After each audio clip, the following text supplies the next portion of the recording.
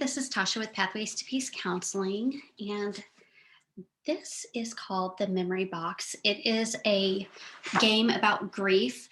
So typically, whenever I have a kid who's dealing with grief, I have them make a memory box. And inside that memory box, we're going to put pictures of their loved one. And then if they have any small little trinkets, like maybe a necklace that was given to them, or a little watch, or anything small that can go inside the box, I encourage them to include that.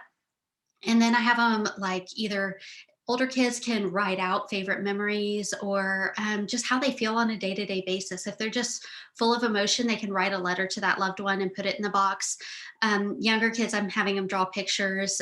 So you want favorite memories, things that they don't want to forget. It could be things that they're currently experiencing, like maybe this was the first Christmas without their loved one and they want to communicate that to their loved one. So they could draw a picture of what Christmas was like and put it in there. So this game is built on that concept. So here is the game board. And so it's got the little memory box with the favorite memories in it.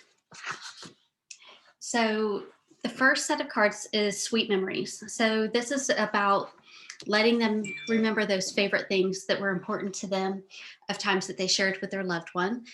Unfinished business, like sometimes somebody dies suddenly and you don't get a chance to have closure. And so these questions are all about dealing with that. Just unfinished business that they want to feel closure. They want to be able to get some things off their chest that they weren't able to say. And so, like, what do you believe your loved one would want to say to you? How has your life changed since your loss? Where do you believe your loved one is now? So it's questions to help them process some of those deeper feelings about what's going on. Processing the shock. So this is where they're able to talk about where were they whenever they found out that their loved one had died. Who told them? What kind of support did they receive? And then coping with the loss. These are all kind of coping related skills that they can do, things that they can do to make themselves feel better. So if they're in that funk and that slump of just feeling that heaviness and that just the weight of grief, it's some practical things that they can do to feel better.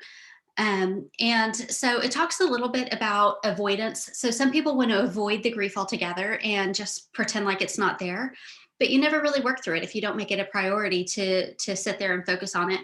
On the other hand, there's people that are just stuck thinking about it all the time, and that's not healthy either. So the cards really talk about finding that balance of making space for the work that needs to be done to work through the grief, but also recognizing, enough is enough. Sometimes you just have to move on with life, go and enjoy yourself, kind of force yourself to do things that you enjoy to pull yourself out of that funk for a little while.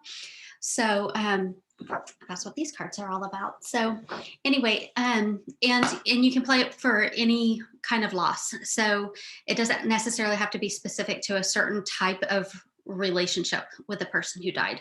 So it's pretty versatile and it's good for a wide age range.